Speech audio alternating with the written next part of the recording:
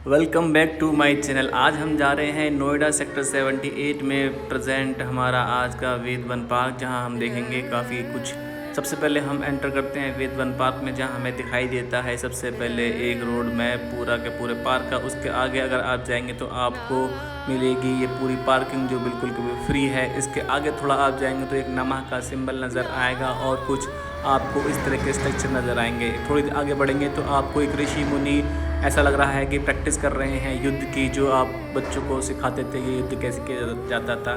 इस तरह के कुछ आपको यहाँ पे हस्तलिखित कुछ चीज़ें दिखाई देंगी जो कि पूरी की पूरी ट्रांसपेरेंट हैं, जिनको थोड़ा सा पढ़ना मुश्किल लगता है, लेकिन अगर आप इसको ध्यान से पढ़ेंगे तो आप इसको आसानी से पढ़ पाएंगे। ये पूरा का पूरा ट्रांसपेरेंट है जो आपको नज़र आ रही हैं लाइन वगैरह, ठीक है। इसके आगे आप जाएंगे तो आपको ये कामधेनु गाय नज़र आएगी, जिसको आप कहा जाता है कि ये समुद्र मंथन के बाद निकली थी। और उसके बाद आप एक ऋषिका की इस तरह से सब ट्रांसपेरेंट पूरी की पूरी ये स्ट्रक्चर यहाँ बनाए गए हैं कि और कुछ इस तरह का नज़ारा नज़र आता है पूरे के पूरे हमारे पार्क में, जो बहुत ही खूबसूरत लगता है। आगे आप जाएंगे तो यहाँ पर एक पूरा समुद्र मंथन दिखाया गया है, जिसमें आपको दिखाया गया है मंथन के दौरान क्या क्या निकला था। बहुत अच्छा स्ट्रक्चर बनाया गया है ये समुद्र मंथन का।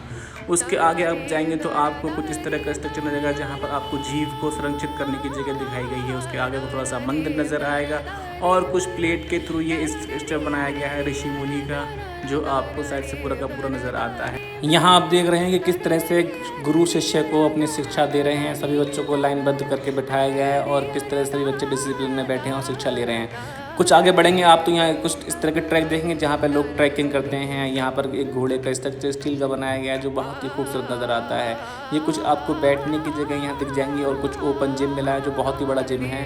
इसके आगे आप जाएंगे तो आपको ये 4 स्तंभ नज़र आएंगे जिनकी अपनी अलग अलग मीनिंग है। इसको आप यहाँ से पढ़ सकते हैं और इनके बारे में जानकारी ले सकते हैं। बहुत ही खूबसूरत लगता है, ये भी एक नज़ारा है। आगे आप बढ़ेंगे तो अश्वमेध यज्ञ है, जो कहते हैं कि लोग युद्ध के दौरान किराया करते थे। ये है हमारे पास। कुछ आगे बढ़े तो आपको एक बॉल नुमा कुछ स्ट्रक्चर नज़र आएगा, जिसमें आपको कुछ श्लोक नज़र आएंगे जो शायद वेद से लिए गए हैं। और ये बहुत ही खूबसूरत नज़र आता है, क्योंकि इसके अगर आप चारों तरफ परिक्रमा करेंगे तो आपको इस पे लिखे शब्द बहुत ही प्यारे लगते हैं और सूरज की रोशनी जब इनमें छनकर आती है तो आपको बहुत ही अच्छा लगता है। तो आप जाएं और यहाँ पर इस नज़ारे का लुत्फ़ उठाएं, बहुत ही खूबसूरत लगता है। इससे आगे आप थोड़े बढ़ेंगे तो आपको नज़र आएगा कि वेदों के बारे में यहाँ पर एक अच्छा सा स्ट्रक्चर बनाया गया है, जिसमें आपको पता लगेगा कि वेदों में क्या क्या है और क्या क्या बताया गया है। पूरा आपको यहाँ पर नज़र आ जाएगा कि कौन कौन से आपके वेद होते हैं। चारों वेदों को यहाँ दिखाया गया है, ऋग्वेद, यजुर्वेद, सामवेद, अथर्ववेद। इन चारों वेदों का एक छोटा सा समरी दिखाया गया है लोगों को, ताकि लोगों को समझ में आए कि ये वेदों में क्या क्या लिखा हुआ है। सारे वेदों का अपना अलग अलग एक उदाहरण दिया गया है यहाँ पे और समझाया गया है कि किस तरह से आप वेदों को समझ सकते हैं।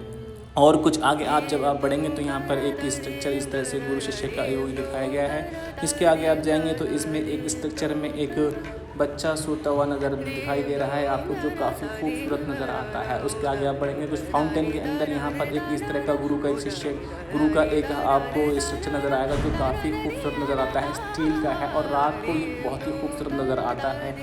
और अभी इस टाइम यहाँ पर फाउंटेन का काम चल रहा है, इसलिए यहाँ पर ये बंद है। तो अभी कभी हम रात में आएंगे यहाँ पर तो रात को ये फाउंटेन का शो होता है, वो हम आपको दिखाएंगे।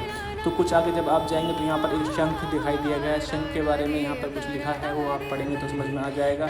इसके आगे आपको देखना है कि कुछ इस तरह के स्ट्रक्चर नज़र आ रहे हैं, जो बच्चे यहाँ पर कुछ कलाकृति नज़र आ रहे हैं। अब इस स्ट्रक्चर में देखिए, इसमें कहा गया है कि दान कैसे देना चाहिए। जब ऋषि मुनि पहले दान देते थे तो उनका मतलब उससे कुछ लेना नहीं होता था, बल्कि दान का मतलब होता है किसी को बिना भाव के देना।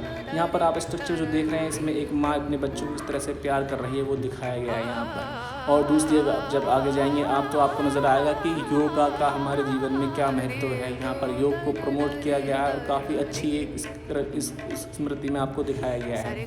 इसके बाद आप यहाँ पढ़ेंगे, देखेंगे सूर्य सिद्धांत क्या है, ये आप अच्छे से पढ़ लेंगे। सूर्य सिद्धांत के बारे में अच्छे से यहाँ पर समझाया गया है। मैं अगर पढ़ के सुनाऊंगा तो काफ़ी टाइम लग जाएगा, आप इसको पॉज करके पढ़ सकते हैं। और कुछ इवनिंग का नज़ारा यहाँ पर कुछ ऐसा है, तो मैं चाहता हूँ कि आप यहाँ पर आएँ और देखें और यहाँ की खूबसूरती का मज़ा लें। आप हमारे चैनल पर आए, इसके लिए बहुत बहुत धन्यवाद। हमारे चैनल को सब्सक्राइब करें और हमें प्रमोट करें। आपका बहुत बहुत धन्यवाद।